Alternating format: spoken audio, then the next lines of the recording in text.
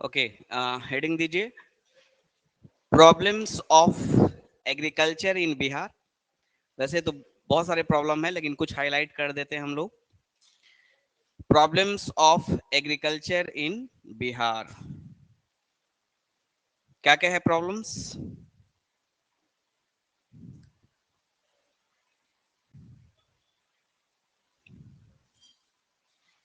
हम्म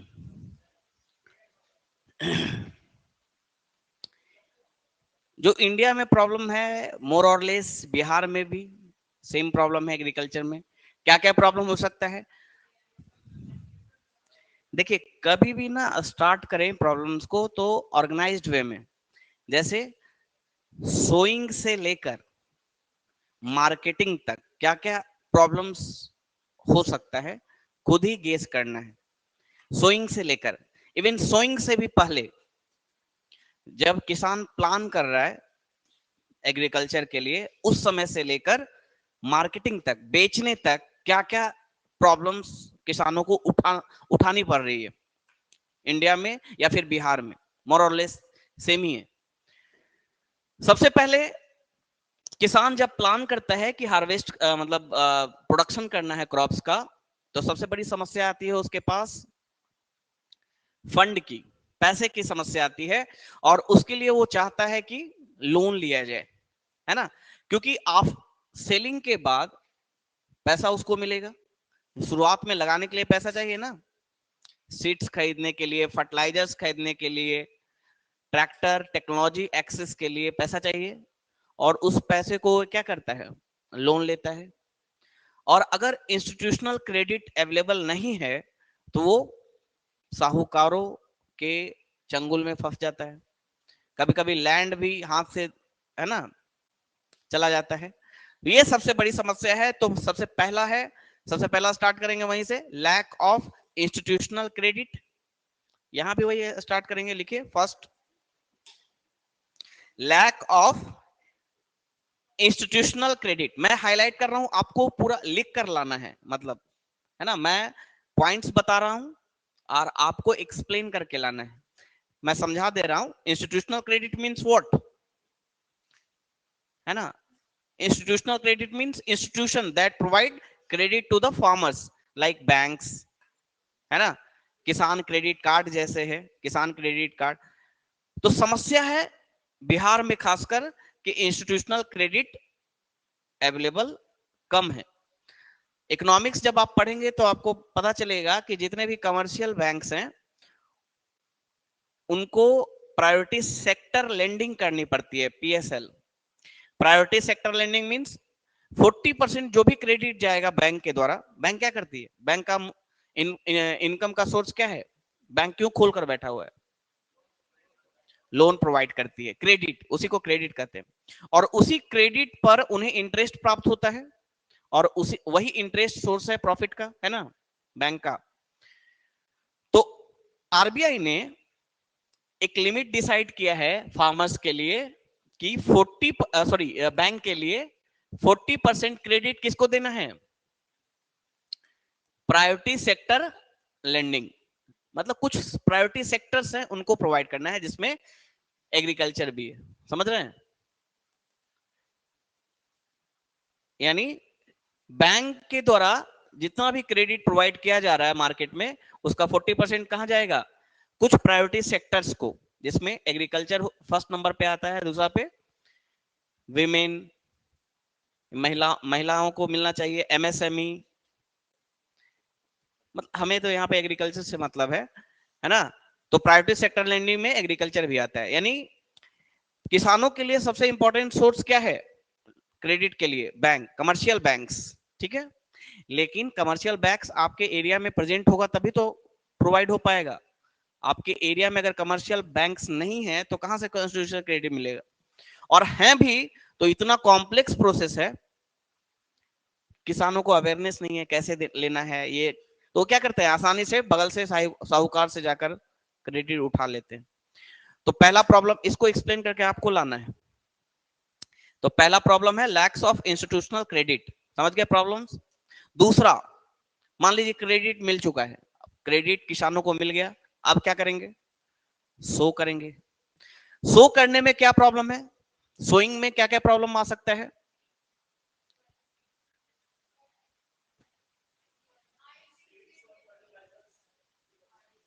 yes, तो yes लिखिए। दूसरा प्रॉब्लम ऐसे ही सोचना है। दूसरा प्रॉब्लम है lack of access to high yielding variety seeds, HYV seeds. Lack of access to high yielding variety seeds, HYV seeds. पता है बिहार में एक स्पेसिफिक कारण है इसका।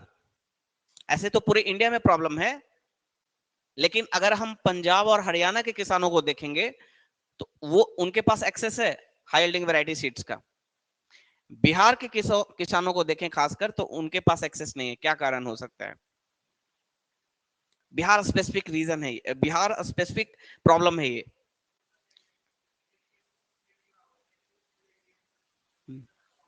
सबसे इंपॉर्टेंट है कि most of the farmers in Bihar are small and marginal farmers. Yes, वो किसान फैमिली से हैं तो हाँ, उन्हें पता है कि क्या दिक्कत आती है। Most of the farmers in Bihar are small and marginal. Marginal किसको कहते हैं? 1 एकड़ से, एकड़ ना, 1 एकड़ से जिनके पास कम है लैंड, उसको मार्जिनल फार्मर्स कहा जाता है। और 2 एकड़ से जिनके पास कम है उन्हें स्मॉल फार्मर्स कहा जाता है। तो most of the farmers in Bihar, overall India की बात करें तो 85% फार्मर्स कैसे हैं? स्मॉल एंड मार्जिनल है। बिहार में तो 90% से ऊपर कैसे फार्मर्स है? Small and marginal. अब देखिए, जोत भूमि अनअकैडमी अब सिर्फ ऑनलाइन नहीं बल्कि ऑफलाइन भी अवेलेबल है। बिहार के पटना के बोरिंग रोड इलाके में भी हमारा ब्रांच अवेलेबल है, जहां पर बीपीएससी के हिंदी और इंग्लिश माध्यम के बैचेस ऑलरेडी शुरू हो चुके हैं। तो अनअकैडमी में मिलता है आप सभी को बेस्ट फैकल्टी के साथ पढ़ने का मौका। इसके साथ अन्य सुविधाएं जैसे वीकली करंट अफेयर्स की classes with monthly magazine, weekly test series जो कि बीपीएससी के पैटर्न पर ही आधारित होते हैं। इसके अलावा अपनी फैकल्टीज के साथ 1-to-1 इंटरेक्शन करने का मौका और किसी भी डाउट को सॉल्व करने के लिए 1-to-1 मेंटरिंग सेशन। तो देर मत करें, ज्वाइन करें Unacademy, India's best learning platform को, और अपने सपने को साकार करें। मतलब जिस पे खेती करना है वो छोटा है ना, और उस छोटे से भूमि के लिए आप HY सीड्स खरीदने जाएंगे, इनपुट कॉस्ट बढ़ेगा या नहीं बढ़ेगा? हाँ, आपके पास बड़ी एक लैंड है, बहुत बड़ा लैंड है, एक साथ उस पे खेती करना है, तो आप इन्वेस्ट कर सकते हैं बड़े, क्योंकि जो मार्जिन होगा प्रॉफिट का वो हाई होगा, होगा ना। अब छोटे से लैंड आपके पास 1 कट्ठा का जमीन है, उस पे HYV सीड्स खरीदने जाएंगे या ट्रैक्टर खरीद पाएंगे? नहीं। ये सबसे बड़ा कारण है बिहार में, है ना। मैंने किसानों से भी बात की, जो किसान है उनको पता है। नहीं, ठीक है, अच्छी बात है। उनका यही कहना था कि ये छोटे से, मैं बोला कि आप टेक्नोलॉजी का यूज क्यों नहीं करते, या फिर आप HYV सीड्स का यूज क्यों नहीं करते, है ना, बड़े अच्छे से खेती क्यों नहीं करते हैं साइंटिफिक वे में? एक 1 एकड़ से भी कम लैंड है, क्या इस पे खेती करेंगे? बस जीवन यापन किसी तरह कर रहे हैं। तो सबसे बड़ा कारण क्या है? स्मॉल एंड मार्जिनल फार्म, उसके कारण इनके पास HYV सीड्स नहीं है। ठीक है। तीसरा, third, lack of access to technology, other technology. जैसे सोइंग की टेक्नोलॉजी, आप जापान जाएंगे, चीन जाएंगे, चीन खेती में इतना आगे क्यों है? अमेरिका खेती में इतना आगे क्यों है? प्रोडक्टिविटी क्यों हाई है? सोइंग के लिए रोबोट्स यूज कर रहा है जापान और चीन। अमेरिका भी मशीन यूज कर रहा है, एक ही साथ 1 घंटे में सारे, है ना, 100 एकड़ लैंड पर वो सो कर सकता है। यहाँ पे क्या हो रहे हैं किसान? हाथ से सोइंग कर रहे हैं। कितना कर पाएंगे? ज्यादा लैंड, ज्यादा लेबर भी चाहिए, इसलिए डिसगाइज्ड अनएम्प्लॉयमेंट भी है। पूरे घर के लोग लगे हुए हैं, प्रॉफिट कुछ हो नहीं रहा है, सभी को लग रहा है सब एम्प्लॉयड है, लेकिन लास्ट में इनकम क्या आ रहा है? एक आदमी भी अगर करता तो उतना ही इनकम आता, और 10 लोग भी कर रहे हैं, पूरे फैमिली के लोग, खासकर महिलाएं लगी हुई हैं, इनकम तो है नहीं, है ना। तो डिसगाइज अनएम्प्लॉयमेंट। तो lack of access to technology, इसके पीछे भी क्या कारण है? Small and marginal farmers, small land holdings. और स्मॉल लैंड होल्डिंग क्यों है बिहार में? यस, पॉपुलेशन के कारण, है ना। पॉपुलेशन, अब किसी के पास 100 एकड़ था, पीढ़ी दर पीढ़ी 2 बच्चे हुए, 50-50 एकड़ हुआ, फिर उसके 5 बच्चे हुए, 10-10 एकड़। हाँ, तो हाई पॉपुलेशन ग्रोथ बिहार में है ना, कंट्रोल नहीं है ना। एक एक, पहले क्या होता था, एक के 9 बच्चे, अब लैंड तो डिवाइड होगा, तो स्मॉल एंड मार्जिनल, तो ये भी एक कारण। तो सब इसको एक्सप्लेन करना है, इसलिए मैं दे रहा हूं आपको लिखने के लिए, मुझे तो पता ही है सब। आप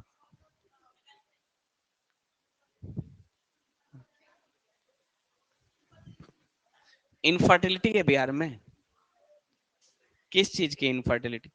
वो तो आ ही रहे हैं ना, वो आ रहे हैं उस पे उस चीज पे आ रहे हैं। लैंड की इनफर्टिलिटी ना, कि ह्यूमन की इनफर्टिलिटी, खेती, हाँ, तो उस पे आ रहे हैं अभी। तो क्लियर है ना, lack of access to technology, है ना, टेक्नोलॉजी का एक्सेस नहीं है। सॉल्यूशन भी बताना है आपको, सॉल्यूशन भी ढूंढ कर लाना है। जैसे एक सॉल्यूशन है एफपीओ, सुना भी नहीं होगा आपने, एफपीओ, फार्मर्स प्रोड्यूसर ऑर्गेनाइजेशन। ये क्या करते हैं,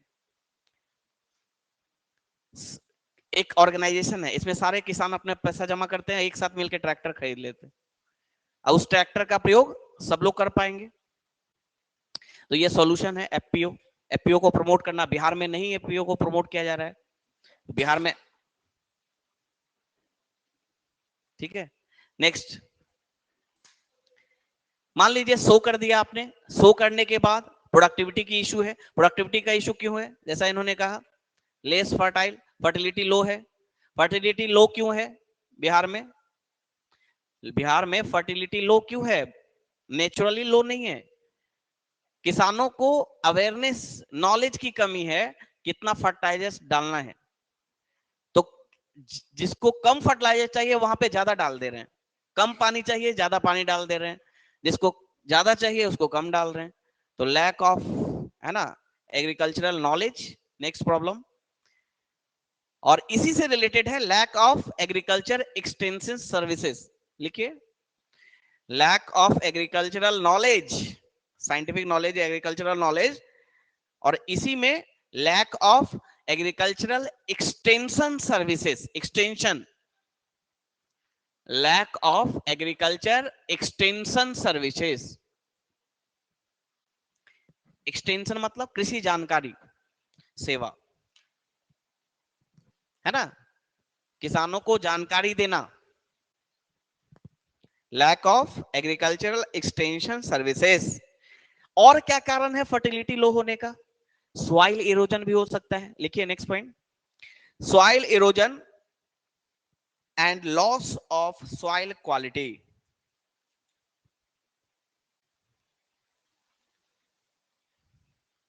soil erosion and loss of soil quality.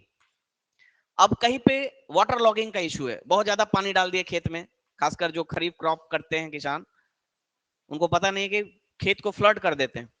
Flood करने के कारण क्या हो रहा है, धीरे धीरे सॉइल क्या होता जा रहा है, एल्कलाइन होता जा रहा है ना, इवेपोरेशन के कारण एल्कलाइन होता जा रहा है, सेलाइन होता जा रहा है। और उसमें जिप्सम ऐड करते हैं तो सेलिनिटी उसकी खत्म होती है ना, सॉइल की, पता ही नहीं है। नेचुरल डिजास्टर भी हो रहा है, सॉइल इरोजन भी हो रहा है, विंड इरोजन। अब उसको कैसे करेंगे कम? मल्चिंग की जाती है सॉइल की, मल्चिंग। मल्चिंग मींस जब खाली, जब उस पर कोई क्रॉप नहीं उगा हुआ है तो वो पत्ते उत्ते से ढक देते हैं, पत्ते घास वास से ढक दिया जाता है ताकि सॉइल इरोजन ना हो। तो मल्चिंग, अब किसानों को पता ही नहीं कि मल्चिंग क्या होता है, मल्चिंग करना होता है सॉइल को, है ना। या चारों तरफ बड़े बड़े वो लगा दें, पेड़ लगा दें, तो विंड के स्पीड को कम कर देंगे पेड़। तो ये सब मेथड्स है, तो ये सब ढूंढ के आपको लिखना है, क्या क्या उपाय भी आपको सोल्यूशन भी ढूंढते जाना है कि सॉइल की क्वालिटी जो खराब हो रही है या जो सॉइल इरोजन हो रहा है बिहार में, उसको कैसे रोका जा सकता है। नेक्स्ट, और क्या कल्टीवेशन प्रोडक्शन में और क्या दिक्कतें आ सकती है? Lack of irrigation, lack of irrigation. तो ऐसे ऑर्गेनाइज्ड वे में सोचना है ना, लैक ऑफ इरिगेशन, क्लियर। और प्रोडक्शन भी कर लिया हमने, है ना। उसके बाद प्रोडक्शन के बाद storage, lack of storage and warehouses, lack of storage and warehouses, सड़ जाते हैं अनाज। वैसे तो अभी प्रधानमंत्री कृषि बीमा योजना के तहत पहले क्या होता था, सिर्फ फील्ड में अगर क्रॉप है तभी उसका इंश्योरेंस कवर होता था। अब फील्ड के बाहर अगर आपने क्रॉप्स को स्टोर करके रखा है, जैसे खेत के पास काट के रखते हैं ना, धान वान काट के रखते हैं, अगर वहां भी अगर लॉस होता है तो वो भी इंश्योरेंस में कवर है। लेकिन लॉस होने क्यों देना, उसके लिए स्टोरेज बनाइए ना। कुछ ऐसे पेरिसेबल गुड्स हैं, उसके लिए आप कोल्ड स्टोरेज बनाइए। टमाटर, प्याज या कोई भी चीज, प्याज रख दिया आपने बाहर, खेत से बाहर, वो करके बारिश हुई, खराब हो गया, टमाटर सड़ गया, है ना। ये बहुत बड़ी प्रॉब्लम है ना, lack of storage and warehouses. चलिए स्टोरेज भी कर लिया हमने, उसके बाद मार्केट तक पहुंचाएंगे तो लैक ऑफ इंफ्रास्ट्रक्चर्स। मार्केट तक पहले पहुंचाने के लिए रोड से ही जाएंगे ना, road transportation, lack of transport services, infrastructure सब आ जाएगा, है ना।